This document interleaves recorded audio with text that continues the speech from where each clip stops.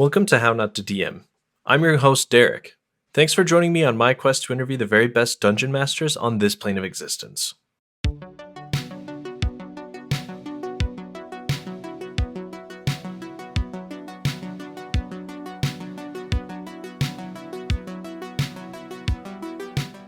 Before we get started, I need to shout out my patrons: Pun, Matthew, Garrett, Jeff, Tavernaut, Paul, Carol, Fernando, Jeff, Justin, and Matt.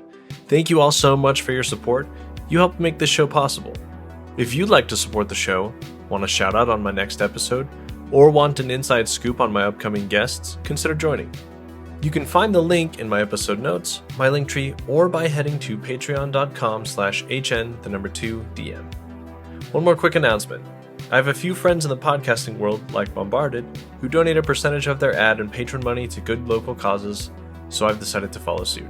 As of January 2022, 10% of the money I bring in from ads and supporters like you will be donated to Encircle, a nonprofit organization with the mission to bring the family and community together to enable LGBTQ+ youth to thrive. To learn more about Encircle, check out my Linktree. And now, onto this episode's guest announcement. Lexs has been playing around with game design for about as long as they have been playing TTRPGs. An interest in customization has blossomed into a full hobby and more. Lexs is coming off hosting their first successful game jam using their very own game SRD, Caltrop Core, a simple system using D4s made to help people create their first TTRPG. Enjoy!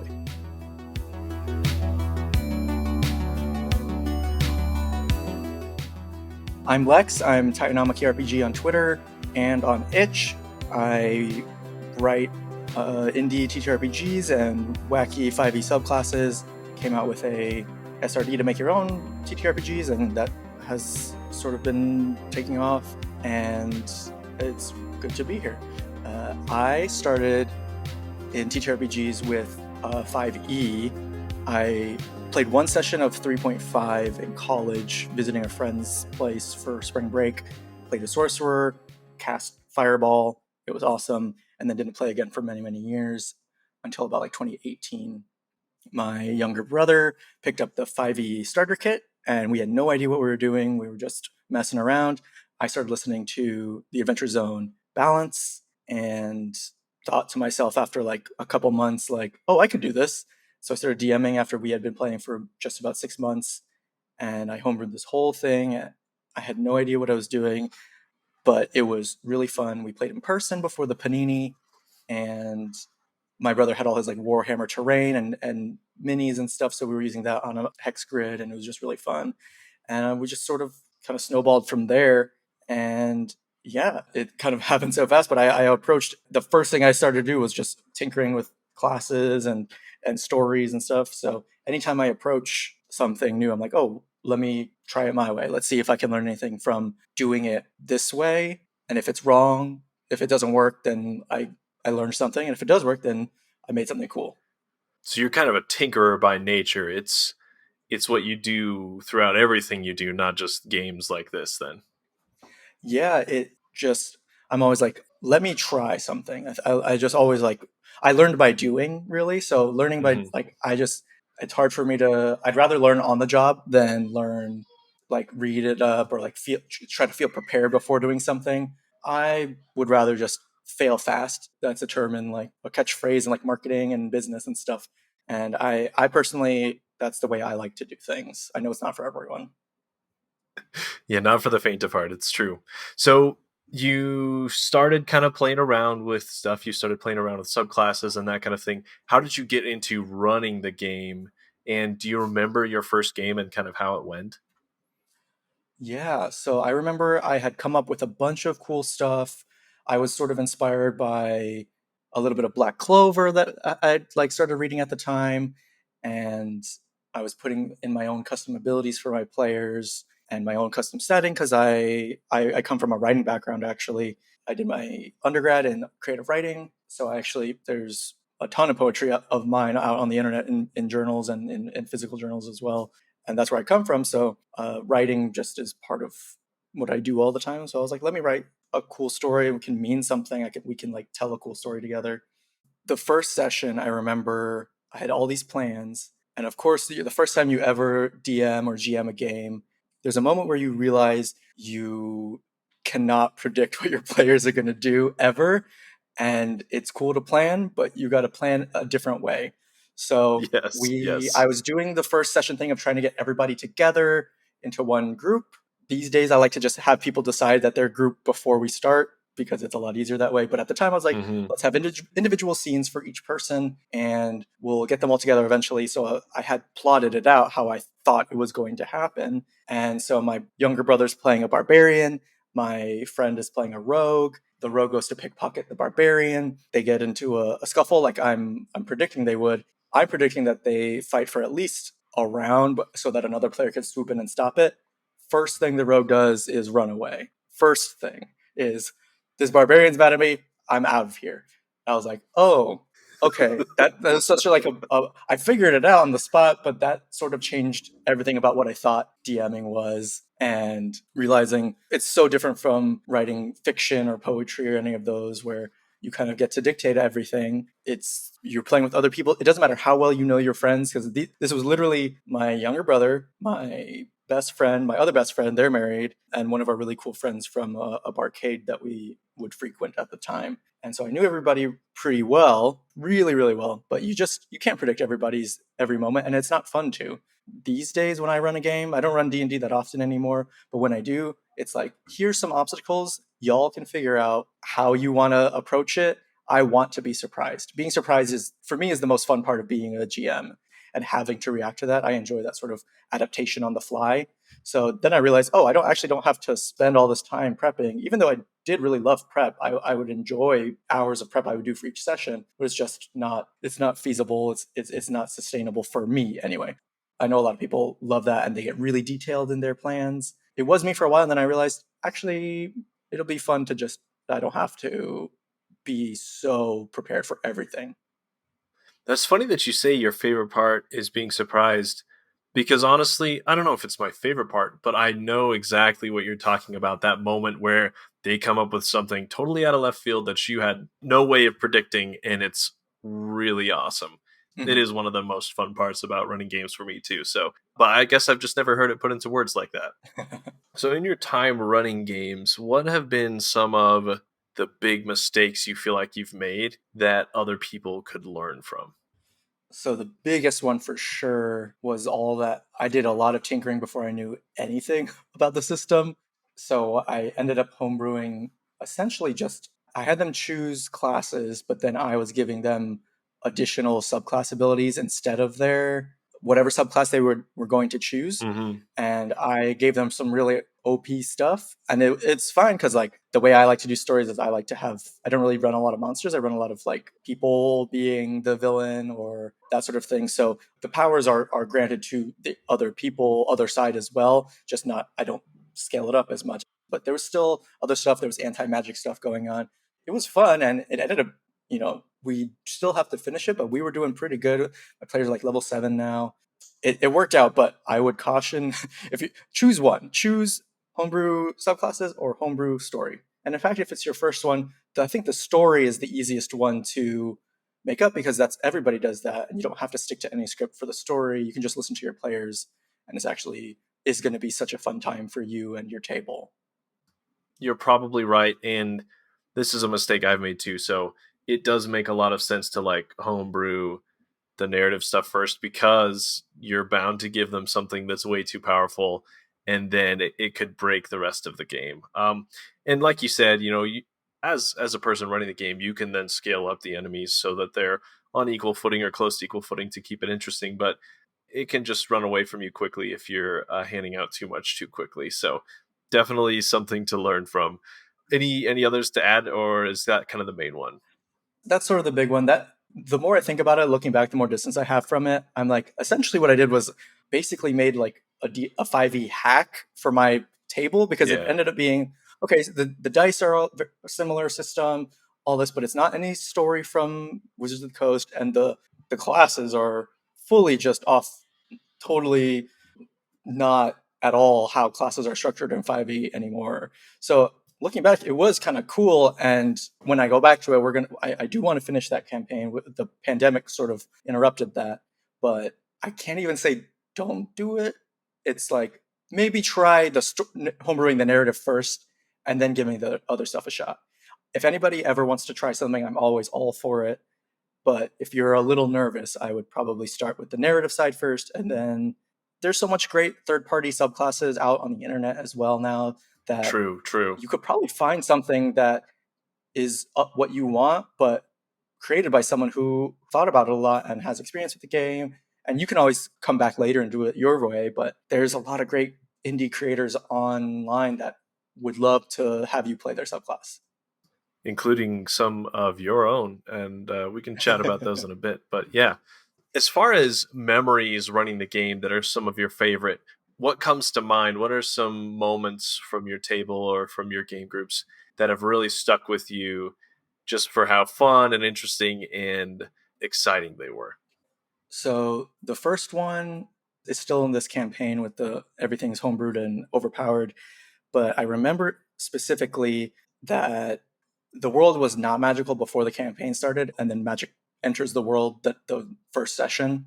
And so they Interesting. all are hanging out at the monk's monastery, and the monk is they're all like sort of taking care of the kids, and the rogue wants to use the children, the orphans, as like an information network across the city, so that they can get like a whisper network going, and people usually talk freely around kids because they don't think kids are a threat or whatever. So he was like, oh, I want to do like essentially like CIA but with children, with these kids that they're taking care of, and so all these people were getting these magic powers, including the party.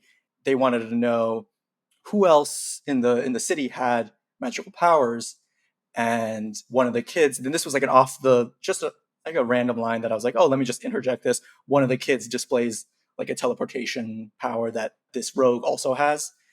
The whole story changes at that moment because all the players together decide, okay, we need to go find all the other magic orphans throughout the city at the other monasteries, bring them here, and then we can train them, and we'll have basically My Hero Academia in the D&D campaign. And so that whole session was them going to the different monasteries, collecting the magic kids. I gave each of them two for them to like talk to and train. Like every time they would have a scene with the kid that they were training them, they could roll like one of the stats. And so they did like a 46 drop the lowest and write it down. And only one person got there before we had to take a break.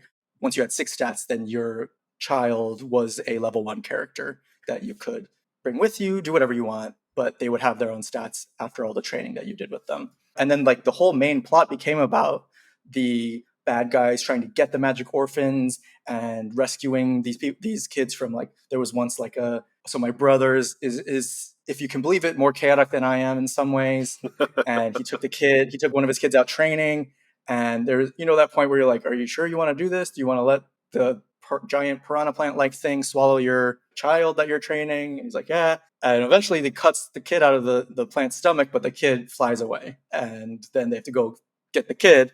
Kid got picked up by a black market, and so they had to go rescue the kid from it. It ended up being a really cool moment, but the whole main plot became about this inner like city politics. Like there's different factions, but it's all centered around these magic orphans and magic children throughout the city, because that's the bad guys were going to try to take them and do either train them or sell them, whatever it is. And so it was really cool to see, because I had an end game in mind I had like what the villain is going to do in mind, and that was still working. They couldn't derail that. Not that I would have minded if they did, but that was sort of like the stuff that I had in mind. But I didn't really have any connective tissue. I didn't know how we were going to get from where we are to the end or like at least the end game story that I had in mind.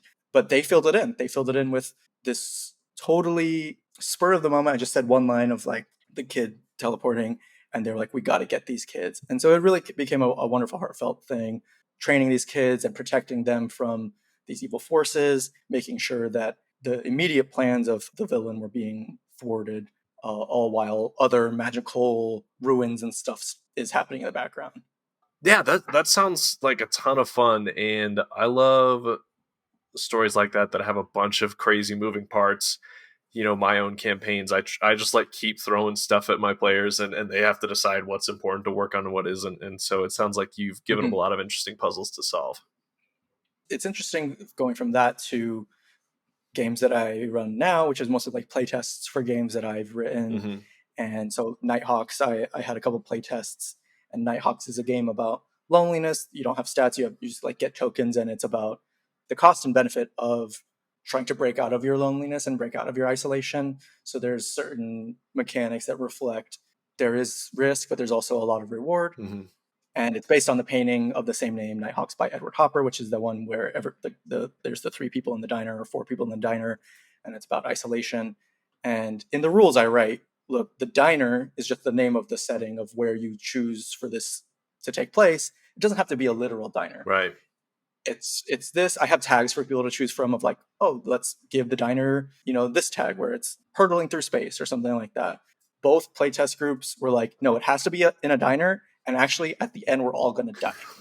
Because I was like, that's not, you don't have to die at the end. You can, I think they tried to escape there's a submarine one where, or like the diner was jettisoned off like an underwater lab and was sinking to the bottom of an alien ocean. And I think at the end they get out and try to go, but like everyone apparently is insisting, I can't be vulnerable, even in character, unless we're going to die at the end. And it has to be a diner. It has to be a diner. I'm going to run it again. By the time this comes out, it'll already have happened. But for Play Nerd Allies, we have a charity stream on Saturday, all Caltrop Core games, and I'll be running Nighthawks in the first slot. And I'm really curious to see if the players also insist on it being an actual diner, or at least like the diner aesthetics are like, it's a diner, an old 50s diner, but that's the decor in the space station cafeteria. And so they like get jettisoned off or whatever. And like, doesn't have to be but like, it's so funny what players like latch on to. I get it, because now that I'm playing in more games, I'm always latching on to like just the most irrelevant things. Like, for example, I'm playing in a Fat Magic playtest, which is the D&D setting for 5e with all the food and stuff. Shout out to Shane. We had to go rescue like a no-name NPC named Hollandaise, just like obviously not a no-name, but like a very minor NPC named Hollandaise. Shane had forgotten the notes, so he made up some details about this person. So it was like a pink Fearbulg and a cowboy hat and a pink crop top that says Babe Hunter on it. And we all were like, I would die for Babe Hunter. I would die for Hollandaise. And we were like in the middle of assassinating a bunch of bad folks. I don't want to spoil anything, but in the middle of assassinating really bad people, and in the middle of it, my character, who's a 13-year-old half-orc Azamar, was like, I had to go see Hollandaise because I need to see if they have an extra Babe Hunter crop top because I want one. And I stopped. I was like, that's what I'm doing with my downtime. Or like, that's what I'm doing right now. I need to go get this thing. So I get why players latch on to stuff like minor details. But that's the sort of thing where now Babe Hunters is like a joke in our group. Now we call ourselves the Babe Hunters, and it's just like a fun. Shane even got art commissioned of Hollandaise, who he had no plans of commissioning art for this person, but because we were so excited about Hollandaise and the Babe Hunter crop top and the cowboy hat, it's like, all right, I guess we're getting some art made for the book. And they'll be immortalized forever. Yeah. So, as far as your influences running games, who do you feel like you have taken the most from? And it could be personal examples of people you've watched, run games a lot, or it could be examples of really big celebrities, that anything, in between those two. So when I was first starting out, I was listening to the Adventure Zone. So everything I really knew about running a game was from Griffin McElroy. But then I started watching a bunch of different interview shows and podcasts about running games. And B. Dave Walters, I've watched him talk about games. His one-on-one shot with Brendan Lee Mulligan is a great episode. They dole out tons of wisdom. After Griffin, I started watching Dimension 20. And so Brendan really became one of my guiding stars for not exactly how I want to run my games, but what kinds of skills I can learn from him, and let's just take it one at a time. At first I was pretty nervous about doing voices, and even I still don't do a lot of character voices for my own PCs even, but watching Brendan, I was like, oh, let me just try a little bit of voices. Obviously he's incredible. He's so talented and he's done this for a long time. I don't need to know how to do a Scottish accent and all this stuff. Yeah. But I can figure some stuff out. Let me just like pick this up and give it a shot. Do it at like, if Brendan's at a 10, let me do this at a 2 and then see how that feels. And we'll just keep pushing from there. I'm like super down to try stuff. And even though I was self-conscious about doing voices, I was like, I can just try this. I know my friends, like in my brain, I know my friends aren't going to make fun of me or anything. it is sort of in the moment. It's hard to like, if you're not ready to do a voice, and I'm not a voice actor or anything, it's hard to like just put on a goblin voice or put on a random NPC voice that you weren't expecting. But I also really appreciated how Brennan almost always, I think this is where I picked up, was like always found a way to say yes to the players. Mm-hmm. That's a really big part of my GMing style. Is I hardly ever say no, almost never, because there's usually a way to make it work in the mechanics, regardless of the system. Obviously, if it's rules light, you can do whatever you want. In 5e, you can still like, there's a lot of room for just making your own calls. And I'm definitely on the side of rule of cool. I'm definitely, oh, that sounds freaking awesome. Here's the roll you'll have to make for it, and let's see what happens. You can just come up with a roll for it. It's not hard to say yes to your players, and your players are going to have such awesome ideas just by virtue of you're one person and they're more than one person. Usually it's usually 3 to 6 players at the table, and yeah, the hive mind's going to come up with some awesome stuff, and you should say yes to it. See what happens. I've done little one shots here and there for other people in the community, like Cast Eye Podcast and Mayday Roleplay. Mm-hmm. You get players like that together, they're going to mess with your business, and they're so smart, and their roleplay is always so good. Like, it's a delight. And so you might as well say yes, because you can have so much fun. Especially, you have like new players, especially, have such a great brain for what's possible. They don't know what's like not possible and not okay to ask for. So they'll have the best ideas. And then you want the newest players and then veteran players all have like the wildest ideas. I love both groups because they can bring such freshness to a game. Yeah, they can. So you mentioned earlier you kind of started hacking together subclasses and stuff basically right away as you were running your first game. Talk us through kind of the process or the genesis of hacking together some subclasses for your players to what you do now, which is, writing games and designing supplements and all sorts of different game design stuff. I started with really just giving them a new ability that I thought they would like every level. And it wasn't even from existing subclasses. It was like, I know these people really well. I know what they would like to do in a game. Here, let me come up with a mechanic whole cloth. But I was giving it to them every level. So then it just became a lot of stuff. But it slowly turned into, it was actually during the election, the American election at the end of, 2020, 2019. I was really stressed about that guy winning again, maybe. Yeah. So I was distracting myself, and I remember thinking, oh, it would be cool to like make a silencer rogue. Like, that would be cool. That doesn't really exist in the game yet. Let me try to make something. I wrote the subclass. I just had so much fun, and it totally took my mind off of things. That subclass is still pretty solid, actually. Made another one, The Way of the Falling Star Monk, which is out in a couple collections now, and that one's still like, I look back on that one, I was like, I was still so new to subclass design that I was coming up with stuff that really isn't in the vein of what 5e usually does. Like, I was having mechanics for like, if you roll a 20 plus on your attack, you can do this sort of thing, or you can like spend a key point to do this thing. If you roll over 25, you can do another thing. I looked back after doing several months of subclasses, and I was like, that's actually really cool. Like, that holds up. That's sort of why I think everybody should try to make what they want to make. Like, you don't have to worry about it being bad. It might actually be good. Even if it's bad, no one has to see it. You can just make another thing. Or if you do show people, okay, they say it's bad, and then nothing. Yeah. Like, they like, okay, that's fine. If they're your friends, they probably won't tell you that it's bad. They'll just be like, hey, why don't you work on this part of it? Or like, I have questions about this part. But I'm a big proponent of people just trying things. And so I started with the subclasses. I was doing a lot of that. I started this Twitter account in January of last year, and I was putting out subclasses there as well after a while. I was still trying to find what I wanted to do on TTRPG Twitter, because originally I was going to do an actual play show with friends on my Twitch, because I'd started streaming over the pandemic. I was like, oh, we can do a fun, light thing since we can't get together in person. We did get it started, but it kind of fizzled out because it's a lot, and streaming is also a lot. Like, your favorite streamers, D&D, TTRPG streamers, like, running a game and running a stream, if they don't have like a dedicated producer, that's so much work, and those people are incredible. You should absolutely be appreciative of any creators that you know who are not only running games but also producing games at the same time. It's tough, and streaming can be really draining. It is not as easy as I thought it was. At least maybe everybody knows how hard it is, but I at the time didn't know. Yeah. So, and it really wasn't where my passion was in. I'm more of an introvert, so I like working alone, and I was just making a bunch of cool stuff. I remember I think Beach Episode was my first like proper game that I made, because we were just chatting on Twitter about something. Someone was just like, I want to play a chill game with friends about whatever little like vacation thing, and we'll like chase veggie bandits off of our garden and stuff. And I was like, oh, I could make a little idyllic something. I've heard the Adventure Zone play Monster of the Week, so I know that there's that 2d6 system out there. So I was like, let me use that. That makes sense. That's a cool mechanic.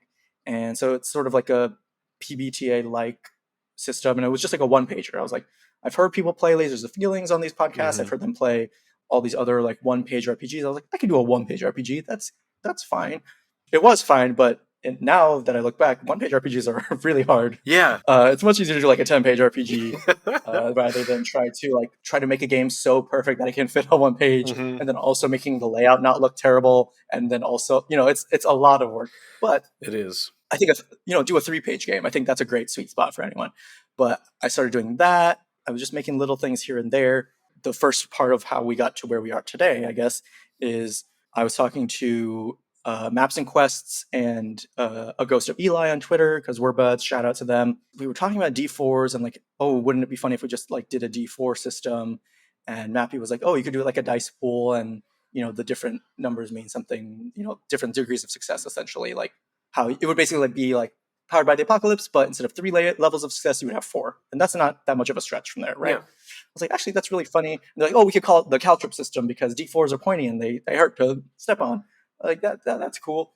I went to try and play with it, and I realized, oh, I actually don't have any concrete mechanics to work from. So all I did, I wrote down the 4 levels of success, and those are still the same exact wording that's now in the SRD. Of 1 is absolute failure. You don't get what you want, and things get worse, a lot worse. 2, you don't get what you want, but things don't get like they stay the same. So you actually can be safe still on that one. 3 is you get what you want, but then it gets complicated. So in some cases, 3 and 2, depending on the situation, one might be preferable to the other. Yeah. And then 4 is absolute success. You get what you want and more. I wrote that down. I sort of did it up in a nice little one-page thing, like, oh, maybe people will want to see this. This is a funny joke we made. And at some point, I changed it to Caltrop Core because the alliteration was more pleasing. And then people just started using it. I didn't really promote it that much. I posted it a couple places on a self-promo Saturday, and they just started running with it. Shout out to Aaron Voigt at AaronsXL on Twitter, who is officially the first officially published Caltrop Core game on itch. A person after my own heart of just going for it and trying something. Because people were starting to use it, I was like, the train's leaving the station. I should get on the train and support the game. That's when I wrote the full SRD with like extra tips and tricks of what I've learned from, I'm a brand new game designer as well. I think I released this in October, and I had written my first game in like June.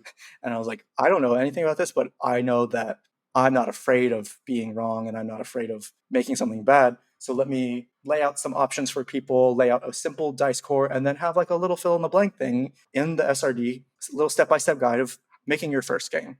People started using it right away. Then like some of the veteran game designers on the scene, like Spencer Campbell from Hela RPGs and Sean Drake and stuff, they're like, you should do a game jam. You should do a game jam. I was like, I've never done a game jam in my life. I've never even participated in one, and you want me to run one? I was like, okay, well, if I hit 5K before the end of the year, then we'll do a game jam. I was like, that's might happen, but probably not. It happened. And so I'm like, all right, we'll do a really short one, like 6 days. And I think when we started the game jam, it was like maybe 10 games built on Caltrop Core, maybe like 10 to 15 or so. Up to that point, yeah. And then by the end of the game jam, people had submitted 92 games to the jam. And some people had submitted multiple. They were like, oh, I finished one. I'm going to do another one. Like, what? Huh?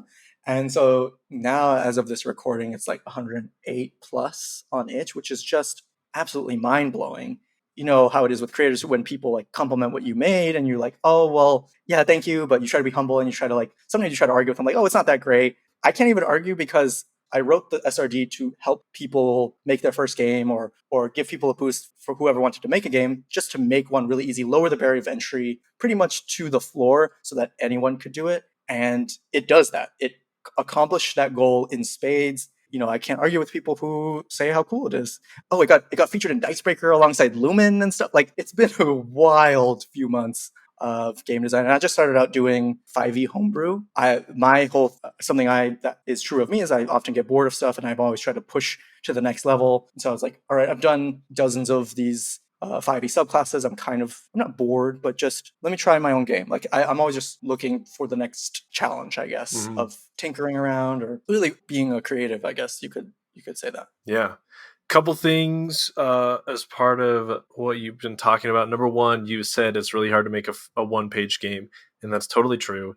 I submitted a game for the game jam that you hosted, and it was a ton of fun to write. And I started off saying, "Oh yeah, this will be a one-page game, no problem." And then, like the intro filled up one page, and I said, okay, well, this isn't going to work. It's funny how arrogant you get, and then how quickly humbled you are when you're like, it is really hard to explain to someone what you want them to do. Like you said, in one page, lay it out nicely, have it all make sense, and like make sure that you've covered all of the bases that you wanted to. So yeah, it is very hard. I think of like Rowan, Rook, and Descartes, prolific one-page game writers, and I just wonder how they do it. It's incredible. So you mentioned the game jam. I did want to chat a little bit about that. So you kind of talked about that. And yeah, I had been thinking about writing a game for probably like mid-ish October. I had an idea, and I was like, this would be a fun one-shot kind of game to write. But it's sitting down and thinking about the mechanics and how it's all going to make sense. That takes a lot of time, and so I just never gave any time to it, right? Just because I was doing other stuff. And so I had seen Caltrop Core games popping up here and there, and I thought that that could be what I want to do, but I want to think about some other things that I might try first. And then you said, hey, we're going to do a game jam, and I said, all right, well, that's the sign then. I just need to write this game. So like you said, it was 6 days. I think I spent 2 or 3 days writing it all, thinking about it all, kind of interspersed amongst those 6 days. And then I spent some time, like an hour or two on Canva, trying to make a cool poster for it, right? And that was it. And my game's based on the book and the movie Holes, because I love Holes. I'm a millennial, so I have to love Holes. Holes, same. And so yeah, it didn't really take that long to just take exactly what you'd written and make it into a Holes game that's meant to be played in like a one shot, really cinematic. Hey, introduce the characters, give them some mystery to solve, at some labor/juvenile detention camp, and then see where it takes you, So and then you carry Zero up the mountain. Yeah, exactly. No, I didn't include anything specific like that just because I felt like I didn't want to like put too much framework in there. I just want people to kind of play around with it. But yeah, I actually haven't played it yet, but we'll see. But when you were talking about Nighthawks and you said people were like, it's got to be this bar, but it could be, or this diner, but it could be in all of these different places. That was funny to me because I gave a bunch of examples of like settings you could do and like, hey, it doesn't have to be digging holes in a desert. It could be chopping down giant trees, for lumber, or it could be working in a factory or building a space station. But I'm curious if people just prefer to go with the tried and true digging holes in the desert and see where it takes you. So that's pretty funny. Yeah, I'm curious to see if people play it again, like if the same people play it again, how they would choose. If I were playing it, I'd be like, "Oh yeah, we're digging holes in the desert, and there's poisonous lizards, and right, because it's what and it's like the thing you want to play. Yeah. Like it's the same reason why, for instance, you've designed some 5e hacks for Avatar and Smash Bros and Pokemon. Like you built those because that's what people want to do, and I get that. And I took the inspiration from holes, and knowing full well that like if I was to run a game, it's probably what I would do, right? So, yeah. Speaking of Caltrop Core games, is there one that's been your favorite / if you don't have a favorite, what's one game that you've looked through that was really interesting or innovative that you want to talk about? I'm like still working through all of them, but there's a ton of great ones that I've already read. One that I could talk about all the awesome Caltrop Core games. I haven't even read all of them. I could talk about this for forever. Yeah. But there's one by Kaya, Ray Habacatriel, I think on Twitter. Yeah, from Twice Bitten, Curse of Strahd. Yes, yes, exactly. She wrote hers after the jam. Actually, she released it, and she made a sort of solo journaling RPG out of Caltrop Core, and it's called Her Odyssey. Beautifully written game. I think it's really cool. I I think I need to like go to more therapy, and so I can sit down with myself and write do solo journal games. It's so true. Being alone with your thoughts, right? Who wants to do that? God, that's why I play with other people. Yes. Okay. Yes. I feel that but so no, hard. seriously. Oh. But seriously, her Odyssey, excellent. It's really cool the way she incorporated the dice mechanic, but also the journaling aspect and telling the story of this long journey you go on, and ways to influence the story and use the dice to sort of guide how you tell the story. And that one is really, really cool. I've got the list in front of me now. For a Better World, Fit to Print by Justin Joyce is about you play journalists in a superhero world, and it's a full game. There's a lot of these games are pretty short because it is a pretty light chassis, so everything that you make, if you want it to be longer, you have to add that. Yep. But this one's like a good at least 40 pages or so, and it's a solid game. Yeah. About telling the stories and telling the stories of these superheroes in this world, and all sorts of shenanigans that go on with that. And it's really cool. I got to shout out Maps and Quest, who probably has a record for most Caltrop Core games written. Has he written like 10 just pumps so those far? things out. It's something bananas like that. So he makes super rules light games for anybody can pick them up and play. They're all like different genres of stuff. Those are really great. Someone even made a fan game of Ghost Files, like the BuzzFeed Supernatural boys, the Ghoul Boys, their new show. Someone made a fan game of that. I'm trying to think off the top of my head because there's some really Hyperion was one they're going to run it on Saturday for the charity stream. Comes with music for the game. Incredibly cool stuff. Wow.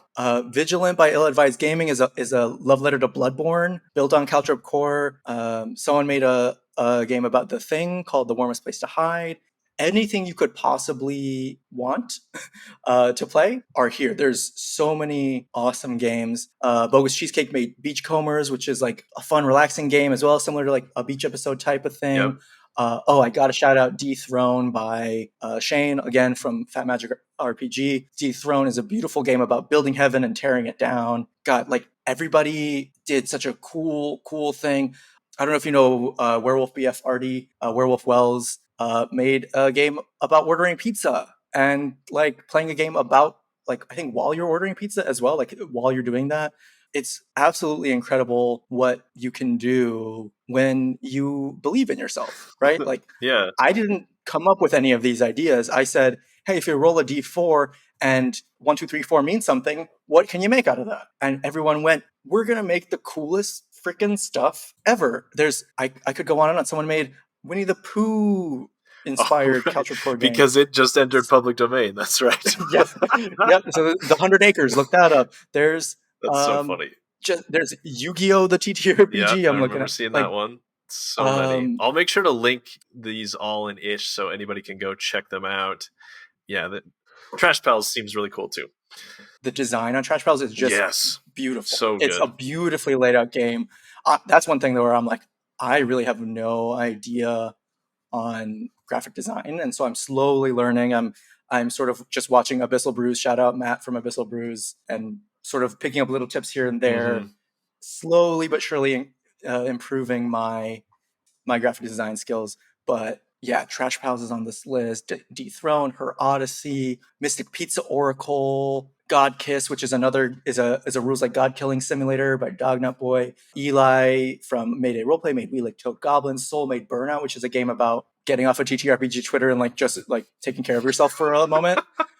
It's like sort of there's like a tongue-in-cheek thing, but it's actually Soul. If you know Soul's rules on Twitter, they're just so good at talking about wellness in the space and really taking care of yourself in a real meaningful way, not like just selling you wellness products the way you see around the internet, but like really caring for people. Yeah. And that game is called Burnout. Perhaps you've done too much. And it's just like, hey, why don't you maybe not? I could go on forever. So I will send the link for the collection I have on itch that has all the CC games that I'm aware of. And you all can go explore just absolutely wonderful games. Yeah, a lot of them are pay what you want to, so you can get a fun game to play with your friends for not too much. Okay, I got a question from some of my patrons, and Matthew wanted to ask, what are some gaps that you've noticed in 5e, having played it and designed stuff for it? And then what are some areas that you think you would flesh it out if you had a bunch of time and energy to do it? His examples he kind of thought of were like systems for crafting and that kind of thing that it just doesn't do very well, but that a lot of people are interested in, right? Making their own items or armor or potions or whatever, that it's just kind of pretty thin on. Right. So these days, I'm not super interested in making 5e a better game when I could make my own game. Right. That being said, if my players want something, I'll come up with something for it. One system I did make for my like homebrew world, which is where I run a lot of one shots for like people in the community. Whenever I do a one shot, I just run it in my world because it's easier that way. I have a spell creation system that's pretty simple, but can be. We played it out in game one time, and it was pretty fun because I think I want basically as a homebrewer, I want my players to also homebrew. I guess I don't know. That's just something I'm interested in because like you have all these spells that are someone such and such's spell. Well, how do they make that spell? You know, Tensor's transformation, Natasha's hideous laughter, all this stuff. They had to have made the spell, right? So what I've done is it's not super elegant, but it's easy to do. Basically, for each level of the spell +1, you got to make 3 successful DC 20 Arcana checks, and each check you have to spend 3 hours with someone who can help you craft the spell, like an actual mage who knows how to do these things. It has to be a spell you can cast that level of, you know. So there's a lot of like limitations there, but really it's just about if you spend 3 hours studying with someone who knows what they're doing and you roll an Arcana check, if you reach a certain thing, you make progress on the spell. So a cantrip would take, I think it's, did I do 3 or did I do 7? I did something ridiculous, I think. I haven't like polished the numbers yet, right. But anywhere between 3 and 7 Arcana checks for each level +1. So a cantrip would be 0 +1. You would need 3 to 7 of these Arcana checks. And in a lot of campaigns, a 3-hour block is hard to come by. Right. So you can adjust it to however you want. You can make it shorter. You can make it longer. If you have a long period of downtime, maybe like a 2-week period of downtime, maybe someone can work on a spell during that time. And we had great roleplay moments because I'm always like, okay, well, you got a 21 on your Arcana check. How are you researching this spell? So I had a player who was playing a Battlesmith Artificer and wanted to do a spell that would allow him to cast like a cloak of lightning around his Steel Defender so that when people attacked it, it could use its reaction and deal some lightning damage back. I was like, oh, that's really cool. And that's totally doable for a 3rd level artificer. We can make it a low damage thing and that'll be great. It'll be so good. And so I had, you know, these roleplay moments of shocking himself and all these cool, fun scenes of how he's working on the spell with this wizard or with this sorcerer in the woods, in a cabin in the woods. And if you play it out with RP each time, actually your players will come up with some really cool scenes of like, oh, well, I'm studying the electricity of this thing, and I'm also, you know, sometimes when it's like, oh, I only rolled an 8. It's like, oh, well, you shock yourself, you take 3 lightning damage. You know, you can make it a story thing. That's really all I've done for creating systems that don't already exist in 5e. If my players want to craft, we'll do crafting. That's cool. But there's also just like a lot of people have made awesome stuff online. There's, for example, shout out to Abyssal Brews again, Campfire for travel, running travel in the game. Makes it really straightforward, makes it really easy. And I've even used that template. I think it's similar to like the skill challenge template. I haven't played the previous editions, but from what I understand, it's similar to skill challenges, or like where you have multiple rolls or whatever to accomplish something. I've done that for non-travel situations, but for things that I'm like, I don't want to run this in combat, but I also doesn't really, it's like, okay, you can just roll to see if you can find that information. Let's have it be a group thing where everybody's contributing to this specific goal. It ends up working pretty well too. There's that. They're coming up with Homestead soon. There's Adam Makes TTRPGs, which is I think Gnome Made Games. Yes, Gnome Made Games at Adam Makes TTRPG has a bunch of wonderful systems as well. There's a new Ancestry thing I think that just came out, and an Orc had a little baby too. Yeah, helping create your very own custom lineages kind of thing. Yeah, very cool stuff. That's super fun. So there's one thing is I'm always going to encourage people to make, if you want to make something, you should make it. Just make it. Even if it's been done before, you should make it. However, if you want a system that doesn't exist yet, why don't you take a look at some of the people in the community who have made the things? A lot of them are really, really, really cool and really effective. And there are some bonkers good game designers in the community that have made exactly what you're looking for. It just takes a little bit of digging. Yep. I guarantee it'll be faster to find them than to make it yourself. Yes. There's two sides of that coin of like, absolutely make whatever you want. I'm always in favor of that. Also support people in the community who have made cool stuff. I make this joke all the time with Abyssal Brews. I'm like, Wizard of the Coast 2? Like eventually you're going to make enough systems that it's just going to be 5e but better. You're just essentially made, because you introduce enough mechanics and then you have a full game. Yep. So it's true. Yeah. Wizard of the Coast is owned by Hasbro. There's corporate stuff ruins a lot of things. So like even if it is good game designers and stuff, and I'm sure there's wonderful writers that work for Wizards of the Coast and freelance for them, corporate stuff always ruins it. And indie creators, you get the fresh, weird stuff. And that's what I really love to see. I want that really strange, just nonsense sort of vibe. Like that's what I make all my 5e subclasses, because I'm like, I just want something really weird. I don't want it to be like I do like a lot of the 5e subclasses. Actually, I do enjoy them. Yeah.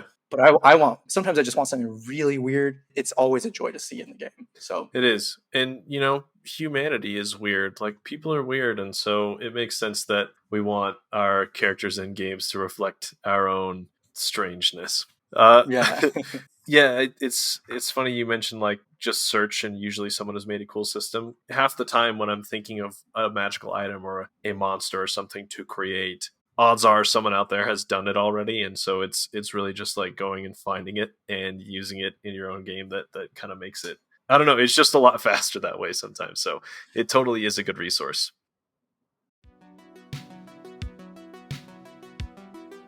This episode of How Not to DM is brought to you by a brand new Kickstarter from Icarus Games. Make learning 5th edition easier than ever with the class cheat sheets from Icarus Games now on Kickstarter. Keep track of all of your class abilities with simple language, easy to reference icons, and page references for the full rules. And never forget your options in combat thanks to a handy quick reference guide for actions in combat. Kickstarter is live until March 2nd. Sign up at icarus-games.co.uk/Kickstarter.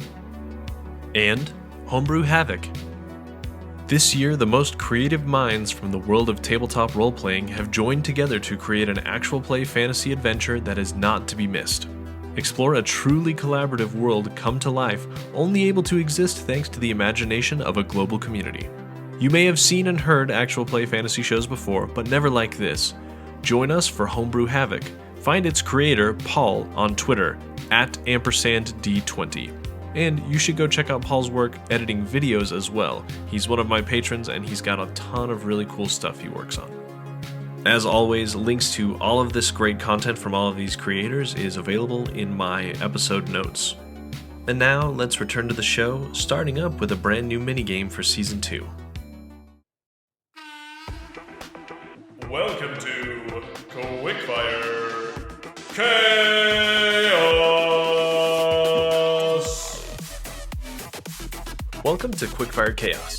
This week, Lexs and I are going to use some random generators online to create our very own Caltrop Core game to show off Lex's game design skills on the fly. Let's get rolling. Alright, so we're going to start with the theme and the setting. So I just have this random website up, and I'm going to click, and then you're just going to tell me when to stop, and whatever I stop on, we'll pick that theme and setting, okay? So I'm going to start now. Cool. Stop. Okay, this is good. Theme is tragedy. Setting is steampunk. Okay. So a steampunk tragedy. Next, do you have a D10? And if not, you can just pick a number between 1 and 10. I rolled a 10. Okay, protect the peace. So we've got a steampunk tragedy, and the goal of the characters is to protect the peace, whatever that means. So, yeah, what are you thinking for this game? How would you kind of flesh it out a little bit? So, steampunk tragedy is, I feel like, not super weird. So that's good to work with. Right. We can make it weird. We can make it really weird. We could make it weird. What kind of... Okay, steampunk tragedy. I'm going to steal from my own setting. What if the world... It's like a post-apocalypse, so there's the tragedy, and most of the land is flooded. So it's all flooded. And the steampunk part is that the remnants of the world travel around on like hot air balloons, and they go from like big ones where there's just like, maybe you have like Zeppelins. almost like an apartment. Yeah. You could even have like dozens of people, or probably maybe you could have it really big where it's like hundreds of people that live on this floating airship. You could make it a survival game where you have to land on certain areas. There's not a lot of like growable food. Resources. So you have to land on these areas, get resources, maybe figure out how to do farming on the top of your Zeppelin or something, do some sort of greenhouse thing. That would be really cool. It could be all sorts like of the top half of it or whatever. That'd be so cool. Yeah, you could have and it'd be clear, you could look into it. Yes. You could have oh man, the threat of like sky pirates, because you always want to have sky pirates if you can. Of course. If you can have sky pirates, you should have sky pirates. That's rule number 1 of game design, I think. You heard it here first, folks. So you could do it on an individual level where you and the players are individuals on the ship. You could also go, I think Ironsworn does this, where it's like more of like a whole group, a whole like civilization or a whole tribe of people that you're role playing and working with, so that it could be on a civilization type of level. But I think Tragedy is better felt like on an individual level. What do you think? Yeah, what came to my mind immediately was like some kind of like police or peacekeeping force, but the tragedy is that you're all trying to pay a debt because you are like part machines or something, and so you owe the government. But I love the airship idea too, so trying to keep the peace. Sky Pirates is good, so maybe you're like a traveling entity that's supposed to keep the peace, or maybe there's infighting on the ship. There's like 2 factions or 3 factions on the ship, and some of them say we need to fly this direction because there's like a safe haven there, and others are like, no, that's not real, we need to go this way. And you've got like the people who are like scientific or denying the science or religious, and you've got to like figure out a way to work between all of them. I really like that, actually, because there's plenty of steampunk adventures that would feed into this. I think actually Belarus by Bogus Cheesecake is a great, wonderful, soft post-apocalypse setting for 5e. So go do that. I think that the faction idea actually is really cool. And maybe one of the factions is like, we should become sky pirates. And some people are like, we should be stealing from other people. We should be doing whatever it takes to survive. And some people have this. And so maybe you could have mechanics. This one seems like if we're going to do like the intense close quarters RP style, I would do a token system instead of a stats system. Right, like trading because tokens kind of thing. You can do trading tokens. You can have the tokens represent either physical resources, even like emotional or political capital, almost like. So like in Nighthawks, you can gain tokens by dreaming of the future, of like daydreaming about like how life could be. You can get tokens by starting a conversation with another character, and then you can spend tokens to sort of bolster your essentially what would be like health, but it's your isolation die, and you want it to go up and not down, basically. And so you can spend tokens to make that die tick up. And so I think for like those like intimate, almost somber themes of games, tokens, and I got this all from Wanderhome. Big influences on me were Wanderhome and Lumen, which I read before. If you've read Lumen and read Caltrop, it should be very clear the influences from Spencer's SRD to mine. And then also Wanderhome, which taught, if you want to do game design, just read Wanderhome. That'll change your life, honestly. But Wanderhome uses token system. There's no dice involved, so it's different from Caltrop, but what you can do as a means of exchange, but like narrative exchange. It's not like, oh, these tokens, at least in Wanderhome, tokens don't represent gold or anything. It's more like, oh, you gain a token because you did something the hard way instead of the easy way, and then you can spend the token to do something that affects the narrative. So it's more of like narrative resources. And I think in this game it could be like when you do something selfless, or it really depends on make a concession, what you want to say. Yeah, and then you could gain tokens that way. Depends on what you want to say about Tragedy, right? Because, so like in the Caltrop Core SRD, I ask like, what's the core gameplay loop? And then what does this loop say about your values? Because it's gonna say something. If you gain tokens by making a concession or being selfless, you are rewarding a certain type of behavior, right? And so you are clearly saying that these are good behaviors and I'm encouraging these. You could also do it where you explore how tragedy makes us worse, and you can maybe have a temptation thing where, if you steal from someone, you can gain tokens, but you lose, you take a -1 moving forward when you deal with that group again. Right. And a -1 in a D4 system is huge, right? That's like a -5 in D20 system. Right. So it really, a lot of it depends. And I don't know if everyone feels this way, because I have not read a lot of game design stuff. I learned by doing and seeing what other people do. But I do think this comes from when you write short stories and fiction, novels, poetry, the way a story ends, right, has a huge say on the values of the person, right? The end puts everything that you've said in the book into perspective, and whether or not you know it, you are communicating some sort of value or some sort of thesis in your game. I think Brandon Lee Mulligan has talked about this as well, where your values are going to show up in your games, whether you like it or not. So it pays to be conscious of that, right? So how do you want to handle tragedy? What do you want to say about tragedy in this game? Yeah, I was thinking that there are a few games that my friend Fiona has played that were kind of like solo RPGs during the pandemic for her podcast, What Am I Rolling?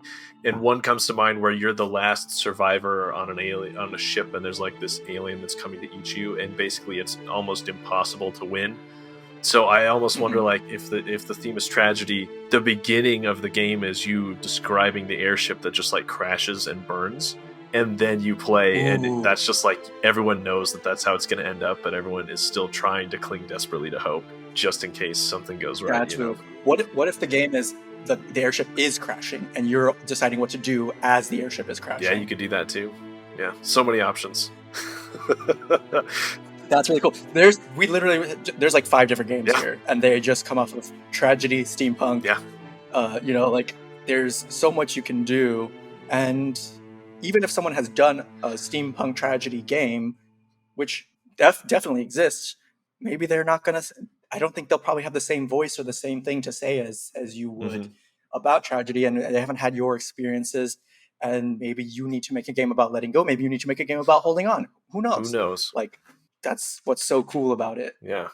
I'll include those 2 websites that I used for anybody who's interested, because the world needs more Caltrop Core games. So if you want to go and click randomly and kind of figure out a game on your own, then please do. And let Lex and I know, and we'll make sure to retweet your game too. Tag me in anything Caltrop Core related. I never get tired of it. Okay, we're down to the last 2 questions here, Lex. So first of all, what are your parting words to aspiring game designers, and then also to aspiring GMs, people who want to run games? And you can kind of answer them in tandem or separately. It's up to you. Yeah, I would say if you're thinking about doing something, just try it. Give it a shot. I know there's a lot of mental health stuff can impact that, and I try to address that in Caltrop Core SRD as well. But the best way to do something, or actually the only way to do something, is to do it, right? You can prepare all day long, but preparing is not doing. Thinking about something is not doing. Research is not doing. Those are all important things, of course, but at a certain point, you got to put pen to paper or their feet to the pavement, whatever you want to say, and give it a try, because the worst thing that you can imagine happening, even if it happens, it's like, oh, I made a bad game. Congrats. I've made lots of bad games, and it's fine. Like, it really doesn't matter in the end. And at the end of the day, we're playing games to have fun. We're making games to have fun, and maybe try to make the worst game you could possibly imagine as like a joke, and maybe that'll be fun for you, and then maybe that'll kind of take the pressure off of like, well, no matter what I make after this, it won't be as bad as the intentionally bad game that I made. That is a great idea. Yeah. So I really think, and I know this is really more of my temperament and my personality, but give it a shot. Just try. If it doesn't work, then it's totally okay. You're not a bad person or a bad game designer because you couldn't make that one idea work with Caltrop Core. Maybe use a different system. Maybe change the idea a little bit. Maybe ask someone for help. Maybe there's so many ways forward all the time. And I'm not even like one of those rah, everything is great all the time, just believe and you'll make it. I'm not one of those people, but try, just give it a shot. You'll probably be okay. And you might make something really, really cool. And the world can use more cool stuff, especially these days. So I believe in you. You can make a game. I feel like I'm the chef in Ratatouille, the chef Cousteau, anyone where it's like anybody can cook. Yeah. And so like anyone can make a game. And Caltrop Core is free, by the way, so don't pay any money unless you want to or can. It's pay what you want. Seriously, download it for free and see if you get ideas from it, if you can make a game. I sincerely believe anyone can make a game. And like the proof is there. There's 108 games since just October, and most of those were in less than a week in December. Yep. Most of these people have never designed a game before in their life. You can do it. You just have to start. I love it. All right. Last question here is really just where can people find you online and where can people find your work and what's the best way to support your work? I am TitanomachyRPG on Twitter and itch. I picked a really long name because I thought it was going to be the name of a show, and it's a whole thing. But here I am with the name, and it's pretty cool. The best way to support me is one of the ways actually is you can make a game with Caltrop Core, tag me in it, and we'll keep making new game designers. You can also buy my own games, Nighthawks. I try to make most of my stuff pay what you want, but for my like personal games that I put a lot of work into and that I play test and stuff, those have a price tag. So for $4.44, go grab Nighthawks. That would be great. Just retweet, follow all that stuff, all the good stuff, and go forth and make cool stuff. I would love to see what you make with Caltrop Core, or just not, like anything really. Like I think people who make stuff are really cool. Me too. Well, thanks so much for joining me, Lex, and thanks for hosting that game jam and getting me to start making my game like I had been telling myself I was going to for months. And thanks for just taking a little bit of time to impart some of your game designing wisdom upon all of us aspiring game designers. I'm in the same boat. I've been a game designer for maybe 6 to 8 months. So, we're in this together and we're learning. And think about it. If you could get all of your friends to be game designers, then you have all these people to bounce ideas off of and get better. You all listening and you, Derek, we can all help each other become better game designers and just have a lot of fun. Because I think that playing is so underrated. Like adults, we need play as well. So yeah, we do. Make some weird stuff. I want to see your weirdest game possible. Yeah, again, thanks, Lex, and really appreciate it, and can't wait to see what you come up with next. Thanks for having me. It's been a pleasure. It's great questions, and it's a good time.